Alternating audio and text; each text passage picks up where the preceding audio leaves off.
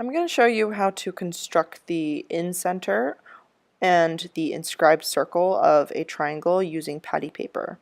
So I want to start by finding the angle bisector of each of the angles A, B, and C. And here I have an arbitrary triangle that I've just constructed. In order to find the angle bisector of angle A, I'm going to fold the edges of angle A on top of each other and make a really nice crease to make sure that line that is the angle bisector appears very clearly on my patty paper. I'm going to do the same with angle B. I'm going to bisect the angle by folding it and creasing it really tightly. And I'm going to unfold and do the same for angle C.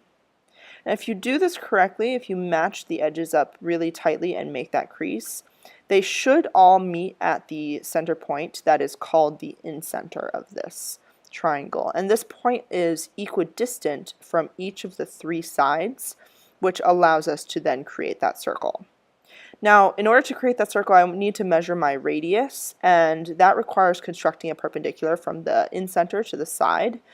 This is a tricky construction with patty paper because it adds extra lines, so I typically have students use an index card to find that perpendicular distance very quickly. This is a bit of a cheat because it kind of takes for granted the fact that index cards have 90-degree angles. I will show you in a little bit how to do that construction properly. So here I am finding the 3 points of equidistance from the incenter, and I'm going to take my compass and use that to measure my radius. Those 3 points are the points that my circle should hit if I'm carefully constructing this circle. So I'm going to match the length of my compass to the points that I just found out and trace that circle. And once I do that, there you have it. That is the inscribed circle from the incenter of this triangle. Here I am going to show you how to construct those perpendiculars correctly. So in order to do this, I need to roll my paper along one edge to fold it in such a way that the crease will go through the incenter. So here I am matching up the edges, and where I choose to make my crease, it must go through that incenter point that I first marked. And once I have my crease, I don't really need to crease it all the way. I just need to mark where that 90-degree angle of the point of tangency is for this circle.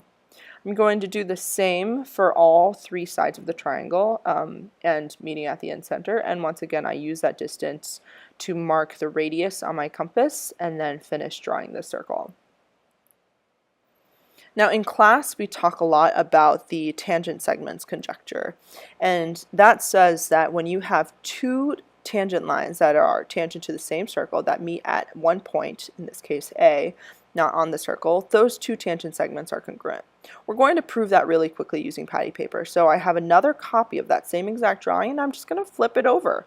And the fact that those 2 sides match up again means that those 2 segments are congruent. I'm going to do the same thing with point B just to show it again, but this time I'm going to label one side on one triangle, one segment on one triangle and another segment on the other, and then flip it over, and you can see they match up once again. And there you have it, the incenter and a quick proof of the tangent segments conjecture.